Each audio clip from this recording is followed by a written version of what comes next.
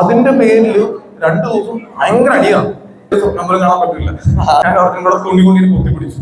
അങ്ങനെ ഞങ്ങൾ ഇരുട്ട് കാണുന്നത്. സത്യം പറഞ്ഞാല് നമ്മൾ ബിഗ് ബോസിൽ പോയി കഴിയുമ്പോ ഇപ്പൊ ഞാനിവിടെ ഇങ്ങനെ കഥ പറയുമ്പോൾ നിങ്ങൾക്ക് തോന്നുമായിരിക്കും പിന്നെ എന്താ കഥയൊക്കെ പറയുന്നത് എന്താ വലിയ പക്ഷെ അവിടെ പോയി കിട്ടുമ്പോ നമുക്ക് ഫീൽ ഉണ്ട്.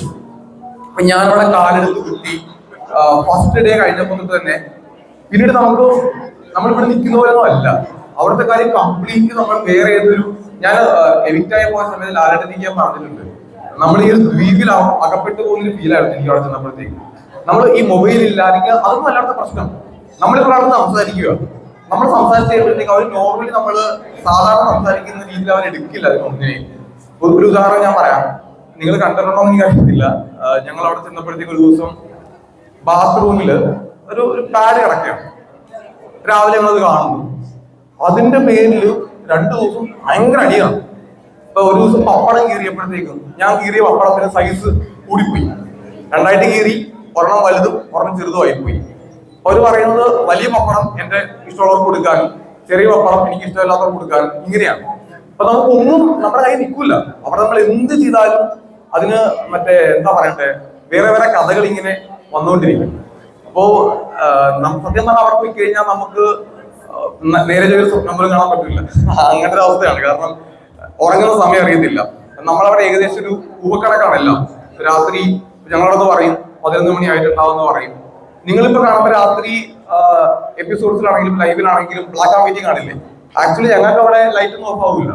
ചെറുതായിട്ടൊന്ന് ലൈറ്റ് ഇങ്ങനെ ചെറുതായിട്ട് ഒന്ന് ഡിമ്മാവും, അത്രേ ഉള്ളൂ. അല്ലാണ്ട് ലൈവ് ഞങ്ങളവിടെ 100 ഡേയ്സിൽ ആരും ഇരുട്ട് കണ്ടിട്ടേ ഇല്ല. ഒരു ദിവസം ഞാനും അർജുനും കൂടെ ഇരുട്ട് കാണാൻ കൊതിയായിട്ട് ഞങ്ങൾ ബാത്റൂമിൽ കയറി.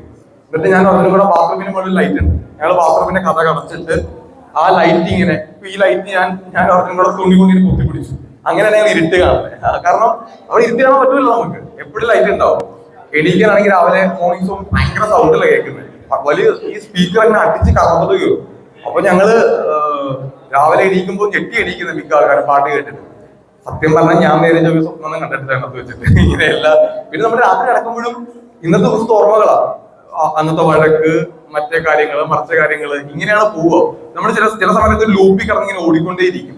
പറഞ്ഞ കാര്യങ്ങൾ വീണ്ടും വീണ്ടും വീണ്ടും പലരുടെ അടുത്ത് ക്ലാരിറ്റി കൊടുക്കേണ്ടി വരും. ഒരു കാര്യം നമ്മൾ പറഞ്ഞു, നിങ്ങൾ കാണുമ്പോൾ ഫുട്ടേജിനകത്ത് ഒരു വിഷയം ഒരു വട്ടം സംസാരിക്കുന്നത് കാണുമായിരിക്കും. പക്ഷെ നമ്മളത് ഒരു ഗ്രൂപ്പിന്റേക്ക് പറയും, വേറെ ഗ്രൂപ്പിന്റേക്ക് പറയും, വേറെ ഗ്രൂപ്പിന്റേക്ക് പറയും, പിന്നെ പൊതുവായിട്ട് പറയും. ഒരു സാധനം തന്നെ നമ്മളൊരു ചില ഇൻസിഡന്റ് ഒക്കെ ഉണ്ട് 4-5 വട്ടമൊക്കെ നമ്മൾ പോയി ക്ലാരിറ്റി കൊടുത്തിട്ടൊക്കെ ഉണ്ട്. അപ്പൊ ഇങ്ങനെ നമ്മൾ കറങ്ങും. അപ്പോ ഞാൻ നോക്കുമ്പോഴത്തേക്ക് പുറലോകമായിട്ട് ഈ ഫാമിലി വീക്ക് വന്നില്ലേ, അപ്പൊ കാറ് വന്നപ്പോ നമുക്ക് ഭയങ്കര ആഹ്ലാദമായിരുന്നു. കാരണം ആദ്യമായിട്ട് കാറ് കാണുക, വേറെ ആളെ കാണുക.